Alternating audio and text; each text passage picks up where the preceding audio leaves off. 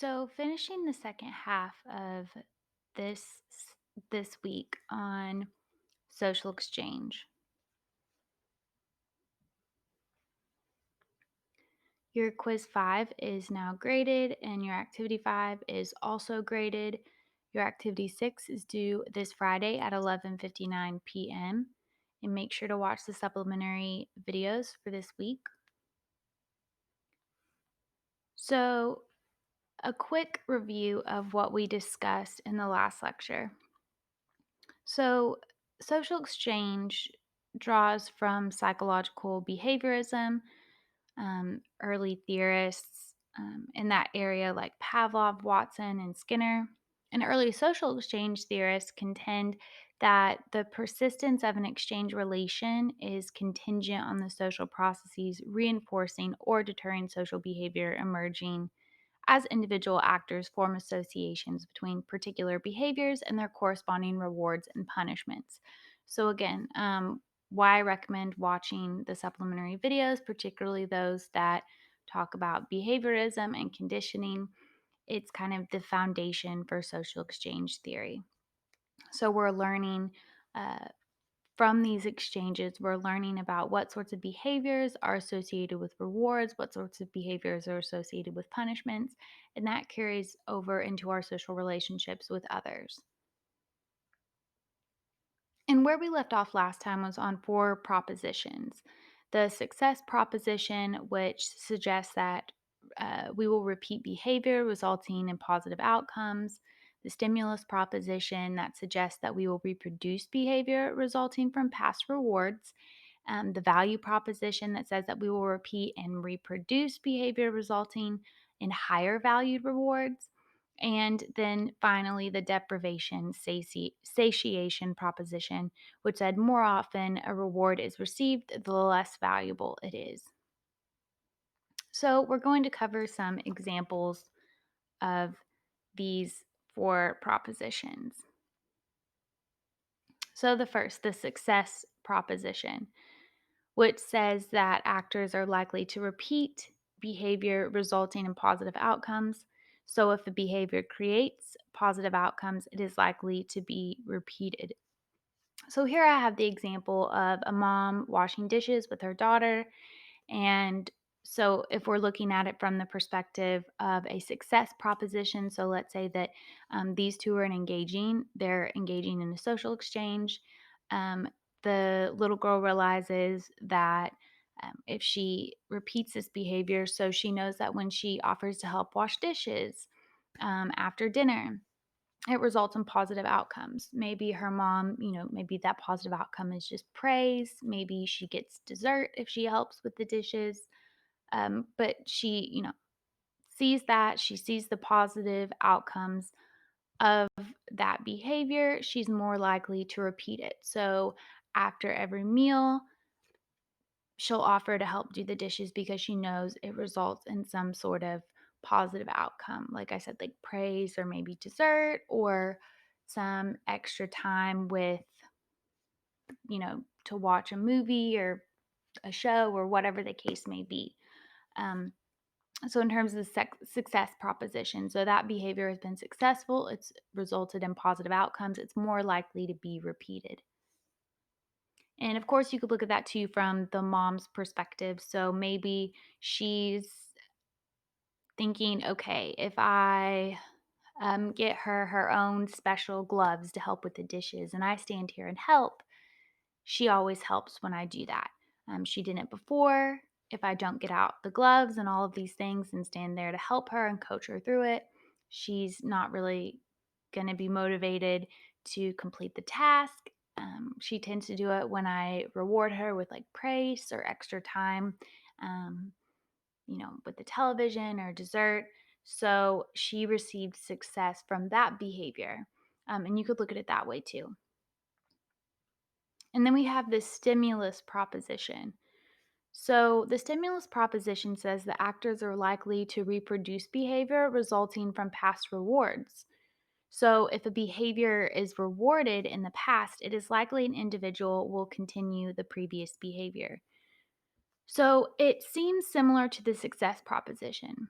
right? So you receive a positive outcome, some sort of reward, you're more likely to repeat it. The stimulus proposition is specifically talking about reproducing behavior. So it's slightly different than repeating behavior. So when you think of the little girl doing dishes, she's thinking of that within that particular context, within that particular exchange relationship. So she and her mom. And she's thinking, okay, so every time we sit down and eat dinner, I'll offer to do the dishes and help out. That results in a positive reward for me. I'm going to keep repeating that behavior. So every day after dinner, I'm going to offer to help with the dishes. But let's say she's at someone else's house. She's she doesn't have experience with that particular exchange relationship with their parents. She doesn't know if it's going to result in a positive outcome or not. So we're specifically talking about repeating a specific behavior within an exchange relationship. The stimulus proposition, on the other hand, is talking about reproducing behavior. So more so across settings. So by and large, you know that complimenting somebody results in a positive outcome of some sort. Maybe for you, there's too many costs associated with it, complimenting a random person or an acquaintance. But generally, it results in a positive outcome. That person is appreciative. Maybe they are, you know, nicer to you in return, or they compliment you back, or whatever the case may be. Or maybe it's just the reward for you is knowing that it made them feel good, whatever the case may be. But generally, across situations, that complimenting someone will generate some sort of positive outcome. Not always, but for the most part, so that you're reproducing that behavior across situations. Um, the example I used here is a star chart. So right now it says that, it has all the different things the parents want their kids to do, and each kid gets a star if they do it, and they have a goal like when I get this many stars, I'll get to do this. So they have a long-term reward they're working towards. Um, but they have to receive a star on these different days, doing these different tasks. And so, parents often use and teachers also use these like these little star charts.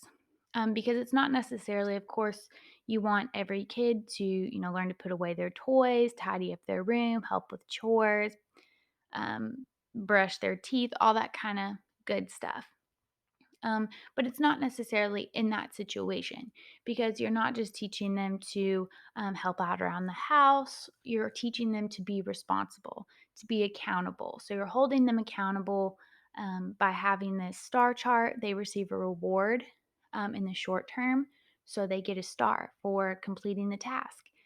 um, and there's a bunch of different categories, so there's many opportunities for these little rewards of getting a star for completing the task. But then they also have a long-term goal that they're working towards.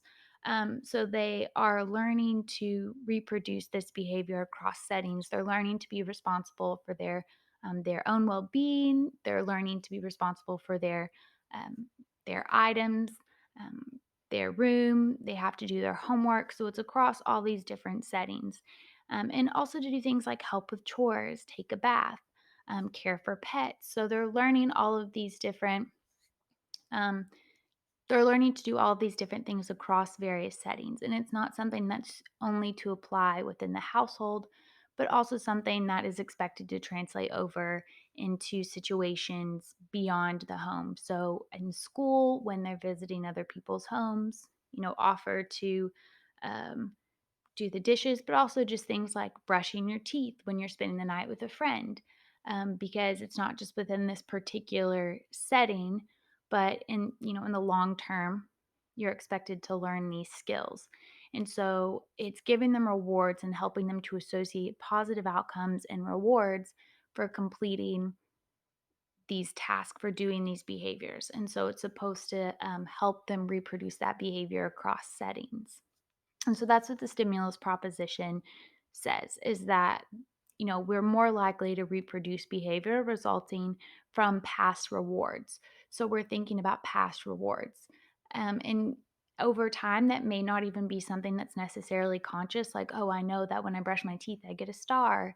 And then eventually I get to bake cookies with dad or have a play date or whatever the case may be. You're just associating it with positive. um, with those positive feelings and rewards. It's something that you've been essentially like taught and trained to do over time, and you've had to repeat it. And then you can reproduce it across situations. So, again, it's supposed to teach like responsibility, self care, accountability, and all of those good things. And that's what the stimulus proposition suggests, that you will reproduce this behavior across settings. And then we have the value proposition. So, the value proposition states that the more value an actor places on a particular reward, the more likely the actor will repeat and reproduce that particular behavior. So, if a reward is highly valued, it is likely the individual will continue that particular behavior. And so, the example that I used here is, and I'm sure some of you have done this in some form, it's from like math facts, or maybe learning your multiplication tables. And for each level that you master, you get another piece of the banana split or the ice cream sundae. And so they think about, okay, kids, it's really exciting when you get to have a party at school and you get to have treats and snacks.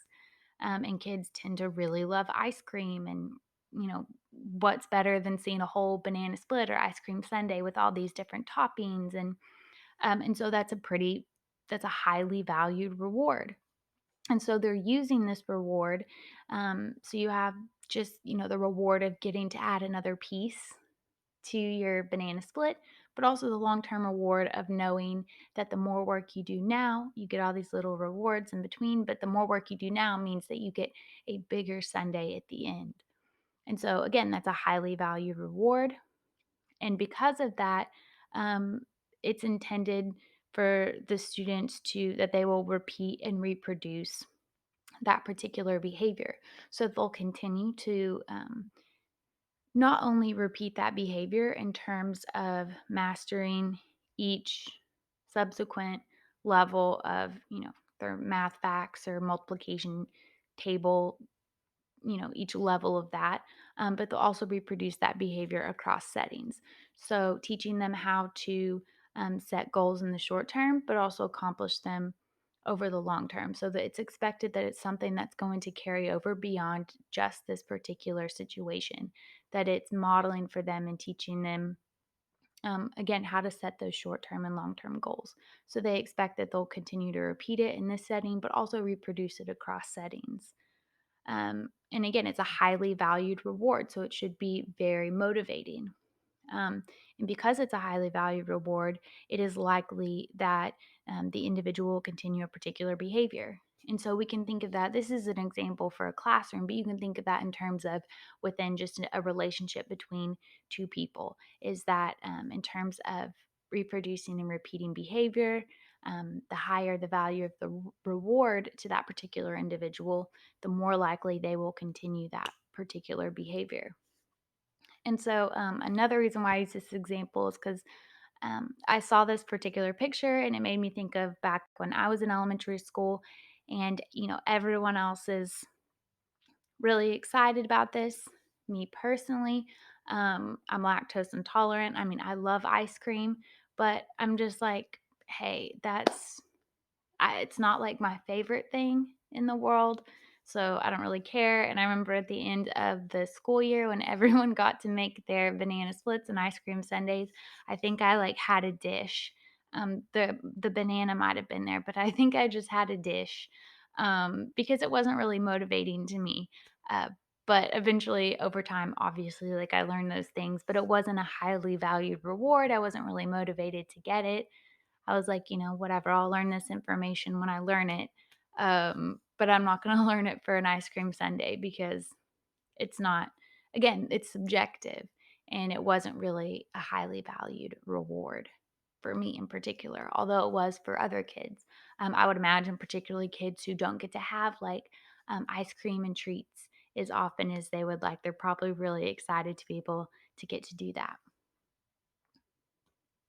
And then finally, we have the deprivation satiation proposition, which says that the more often an actor receives a particular reward, the less valuable it is to the actor, meaning the value of that reward will diminish over time. So, thinking about that in terms of a relationship between two people, let's say you have a friend who compliments you regularly. Like at first, it's like, wow, thank you. Like, I really appreciate it. But then you see that someone is complimenting you, all the time. It kind of loses its value. It kind of loses its meaning. It's not really a motivator. You can think of that too as a coach. If you have a coach who's just, which I feel like coaches should be positive, of course, but you have a coach who's just really positive, who's always saying you're doing a great job, you're doing amazing, and never really gives you any kind of constructive criticism. um, you're gonna well, for one, you might want more of that constructive criticism, but that initial reward that you got from the coach being encouraging became less and less over time. It meant less to you because there was nothing to balance it out. And you've received that reward, and you're kind of like, okay, I've gotten enough of that. I've gotten enough, um,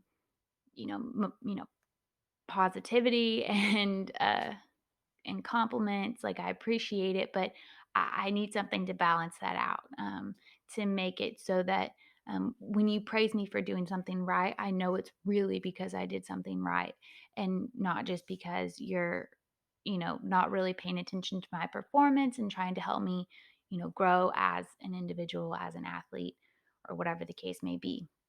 And so here I use the example of slot machines at a casino. You can also think about it as different, like social media apps is a big one. Um, but you just get a little bit of a reward here and there, and that keeps you participating, that keeps you engaged, because you're not getting that reward as often. It's not just like you press a button and get a reward. It's you press a button and every 10th time you get a little bit of a reward. And that keeps you coming back for more. That keeps you engaged and participating because you're searching more and more for that reward because um, you're not getting a lot of it. And so it maintains its value. And that's what the deprivation satiation proposition is about. So, thinking about within, like I said, an exchange, the more often you receive something, the less value it has, um, in terms of motivating the actor to behave in a particular way. It's less of a reward. That value diminishes over time. But if you're not getting it as often or it's intermittent, the value tends to stay relatively high or stable over time. So, some of the key terms that are important here are one being transactions. Transactions refer to when actors engage in an exchange resulting in mutual benefit. And when these transactions are repeated, the result is an exchange relation. So we're talking about an exchange relation between two people. So it's not just like you are at the store and you have an exchange with the person who's checking you out, with the cashier. That's just a transaction. But if it's repeated, like let's say you make a friend in a class, and maybe there's a transaction, like you say hi to this person or you introduce yourself. That's not necessarily an exchange relation. Like, yeah, sure, you can exchange items or information, but an exchange relationship develops when those transactions are repeated, not necessarily the same transactions, but you're having multiple interactions with this person and it's repeated. And then in exchange structures are sets of independent relations between actors who engage in recurrent interactions. And then an exchange network allows each actor an opportunity structure of three or more actors to exchange with at least one other member. So, thinking about this in terms of an exchange relation being between like two people, and then you have exchange structures, which are independent relations between actors.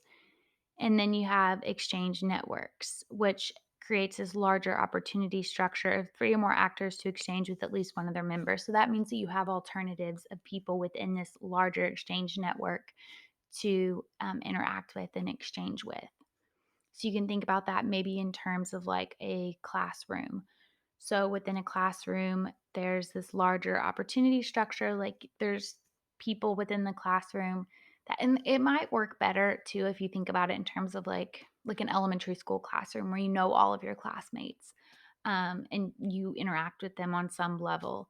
But you have your friends in class, but then also you have the opportunity to interact and exchange with these other peoples within this broader exchange network, this opportunity structure, where you're able to exchange with more than just one or two other people.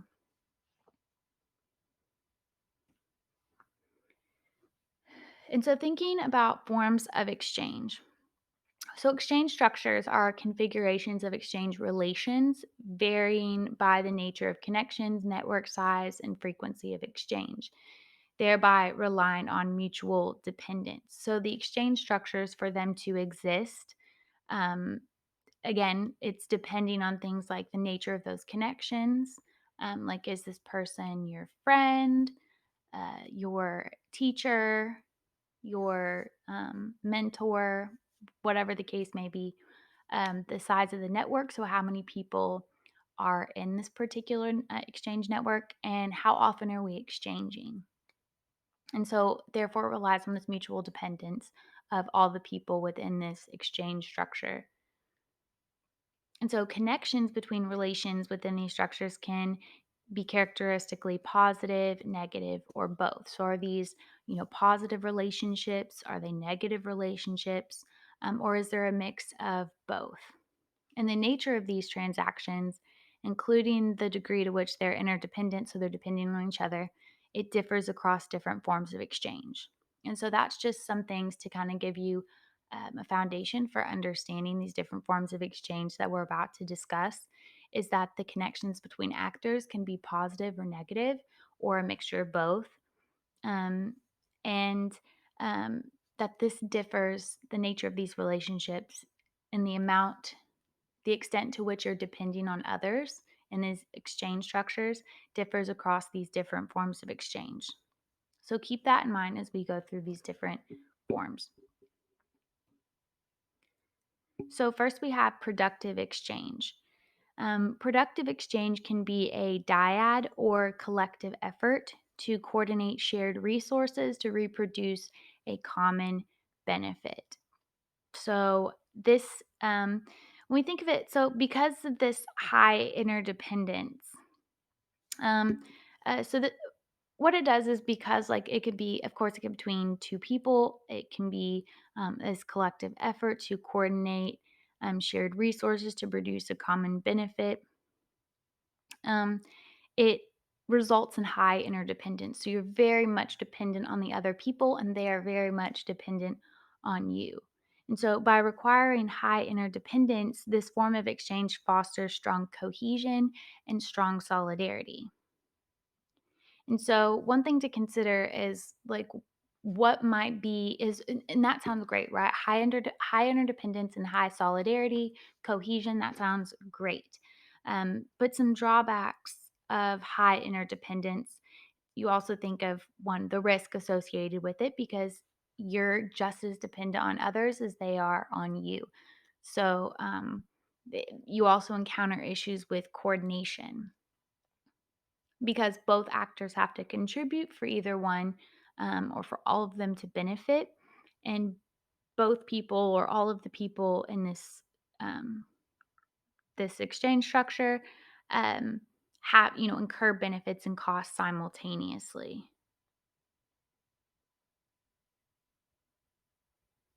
And so, one example of this might be like a group presentation, or better yet, a discussion. So, let's say you have a group of three people and your instructor says, I want you to prepare some discussion points and be prepared to lead class on Monday. And each each of you has to ask a question, and I want to see a pretty even balance of each of you in terms of your contribution and guiding the conversation, answering people's questions, and you will be graded as a group.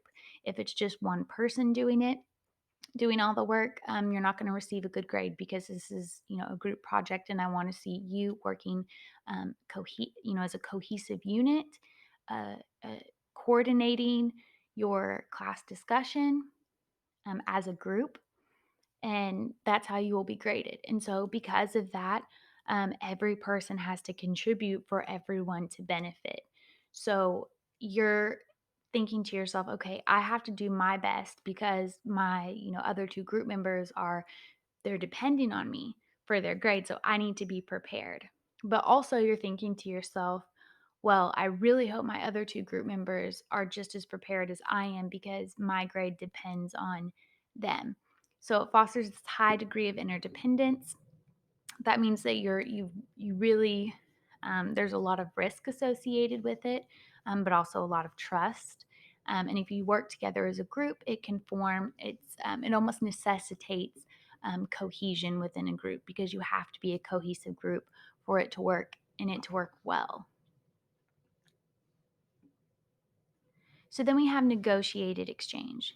And negotiated exchange involves a form of exchange between two actors or more, um, restricted by agreements on parameters for mutual exchange. And so, um, what ends up happening is that negotiated exchange heightens feelings of conflict and perceptions of an adversarial relationships between actors. So it also encourages cooperation. And so you think of negotiated exchange in terms of like any amount of negotiation. So you're negotiating the price for something, or you're negotiating um, how much you'll trade for something. Like, hey, um, I will clean out your car for you if you will pick me up from the airport next week or drive me to the airport next week. So you're exchanging goods and services. It can also be much less formal. It can be, okay, I'll cook dinner if you do the dishes. Great.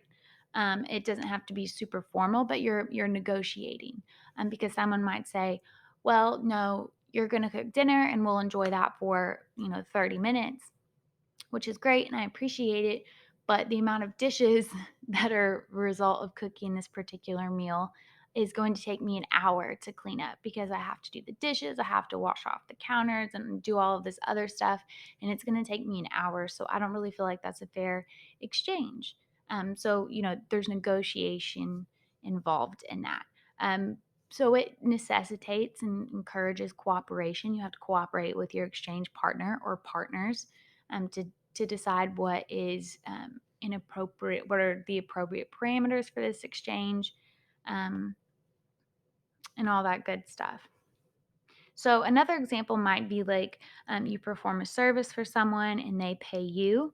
And because of this, you're able to pay the people who are performing the service for you. And so it creates like just an example of like a broader exchange network. So you're performing a service for somebody and they pay you, and you negotiated that particular price for that particular service, um, and then perhaps you're able to then pay people who performed a service for you in order to complete that initial task, um, and it creates this broader web, this broader exchange structure in terms of um, you know negotiating what's a fair price for that particular service or that particular good, and it creates this broader network of negotiated exchanges. And then you have reciprocal exchange. So, reciprocal exchange is a direct form of exchange where actors' outcomes directly depend on fellow actors' behaviors. It is formed on the basis of tacit understandings of reciprocity. So, what that means is that um, individual contributions are separable and actors independently decide if and when to give rewards. Whereas negotiated exchange is formed on the basis of explicit negotiation. Reciprocal exchange, in this case, is formed on the basis of these tacit understandings of reciprocity. So, kind of like this expectation, this unspoken expectation of reciprocity. Like, I'm going to do this nice thing or this thing that you find valuable. And there's this unspoken understanding that you will, perhaps do that for me or do that for somebody else in this larger exchange structure.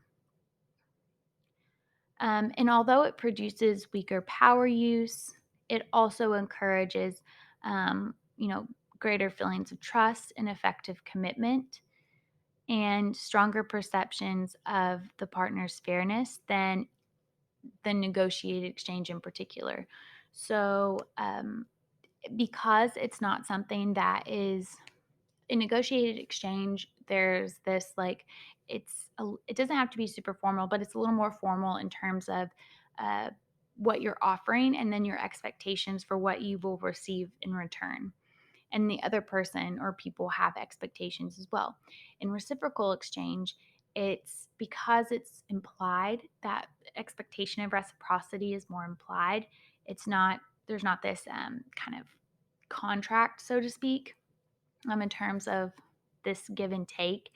Um, it's more so implied, is that it often is seen more positively, because there's this kind of understanding that's coming from the goodness of someone's heart that they are actively choosing to do this. Like they don't have to, but they do anyway. And even if that expectation of reciprocity is very high, it's still seen more positively as a negotiated exchange, because people tend to feel like it's their idea, like they are choosing to reciprocate, because they are kind and fair and they value this relationship and they want to continue this exchange relationship. And so people tend to view it more positively. They feel better, as a result, you know, both ends of the exchange. And so again, it fosters trust, commitment, and perceptions of fairness. Um, so, one thing to note is that negotiated and reciprocal exchange are commonly compared. One major difference between the two is, like I said earlier, the level of risk associated with the exchange and the uncertainty these risks create. And so, when comparing the levels of risk within these exchanges, reciprocal exchange has a higher level of risk, because right there's not kind of this formalized agreement, and so this results, um, it produces more uncertainty, more risk. And so an example of a risk that could occur during a reciprocal exchange is the, um, factor that maybe the other party, could end up not returning that reciprocal exchange.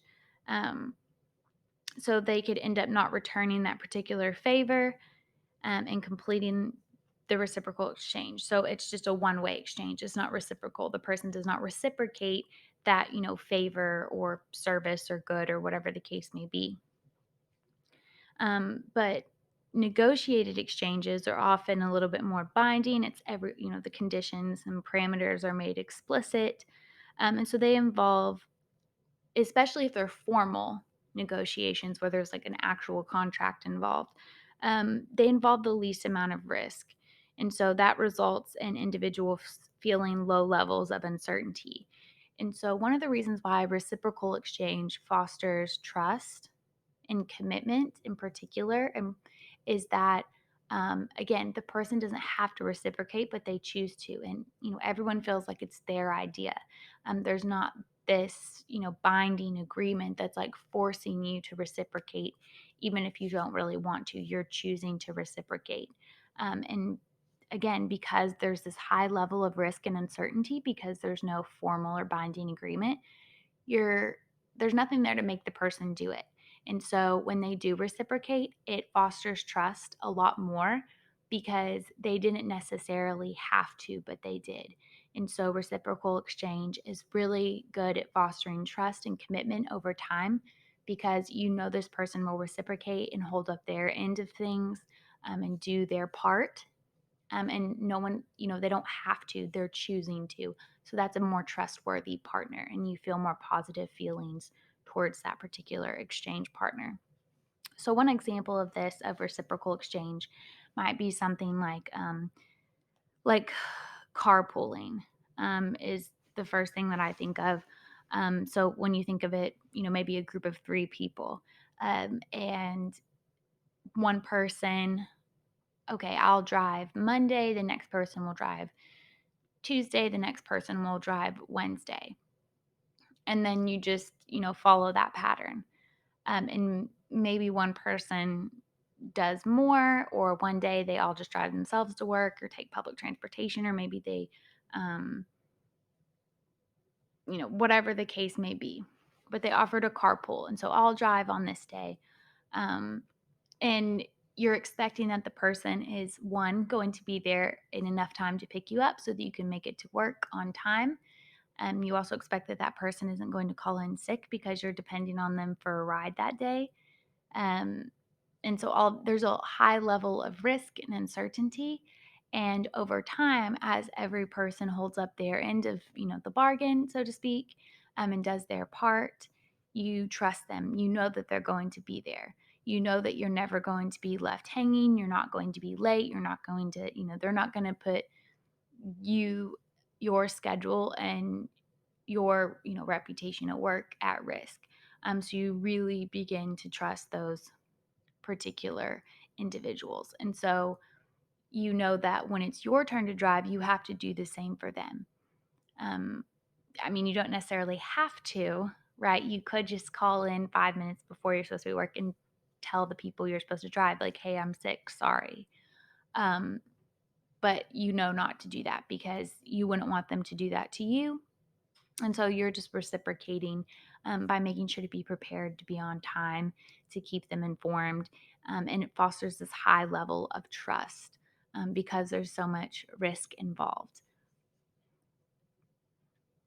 And then finally, we have generalized exchange. So, generalized exchange is a collective, it's an indirect form of exchange between 3 or more actors where actors do not give and receive benefits from the same actor. Um, so, what this means is that although individual contributions are separable and actors are, they do not directly exchange with each other. The um, it's the relational rather than the transactional basis requires high interdependence, fostering group solidarity and mutual trust. So what this means is that you are contributing to um, somebody in the group, and you will receive uh, the benefits not from that same person. Um, so there is reciprocity involved, but it's more towards like the group in general. So one example might be like there's an episode of Broad City I wanted to use for this, but I couldn't find that particular clip. Um, and if you haven't watched it, so the main characters, they're working at a food co-op. They live in New York City, so having access to like fresh organic produce is really um, very valuable to them. And so they're working at a co-op, and every person in the co-op is expected to work a certain number of hours throughout the week, and they could be doing all sorts of different tasks. And it looks like a little grocery store at the co-op, and so they could do all they could clean stuff, they could stock and organize things. Uh, they could work as the cashier, but whatever the case may be, they have to put in a certain number of hours. So they're contributing to the group's well-being, and they receive um, they receive reward from, maybe it's it's not necessarily from like they're not necessarily contributing to one particular person, but they're receiving benefits like from the group in general, if that makes sense. So you can think of it, if we look at it more like directly, like let's say somebody calls and says like, hey, I can't come into work today, will you cover for me? um, and the other person says yes, of course. And so if this were a more direct form of exchange, you would expect that person to reciprocate in the future. But maybe it's more so like okay, this is more of like a norm within this group, that if you're somebody who is a team player, if you're willing to cover for someone when they're sick and to come in, then when you are sick and you need someone to cover for you, because of that, because you're seen contributing to the group, and being a good team player, then someone is going to then as a result cover for you in the future. So it may or may not be that it's probably not going to be the same person who you covered for. But it's more so like we're all team players here. You cover for someone when they need it. And so that in the future, so if you're covering for someone, you're just reinforcing that norm. And in the future, when you need help, somebody else is going to step up to help you. And so, again, this encourages a high level of group solidarity and mutual trust.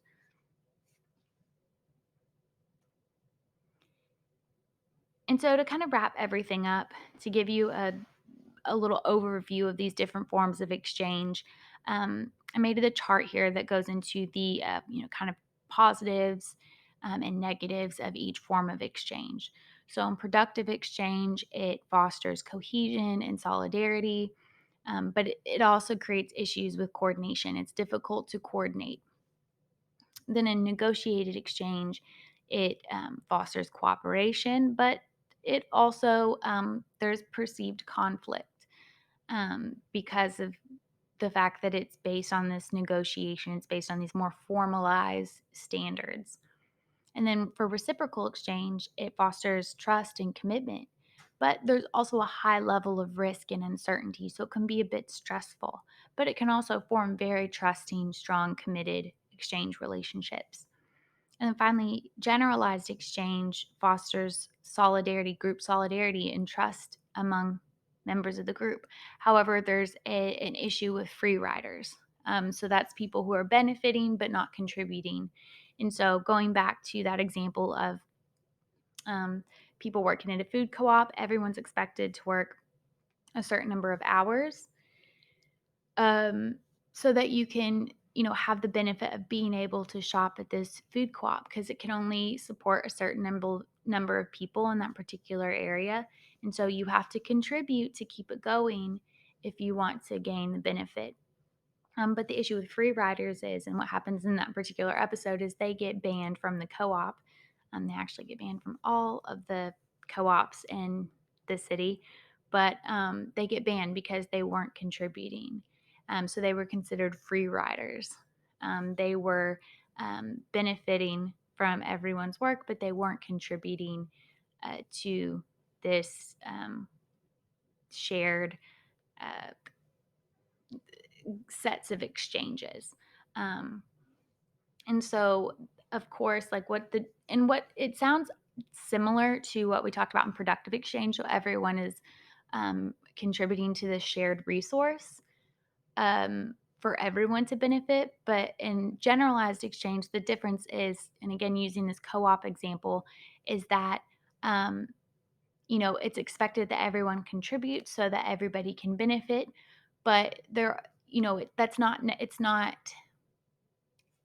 a necessity. So in the first example is like right in productive exchange when everyone is being graded as a group. So it doesn't matter if one person does all the work and does an outstanding job.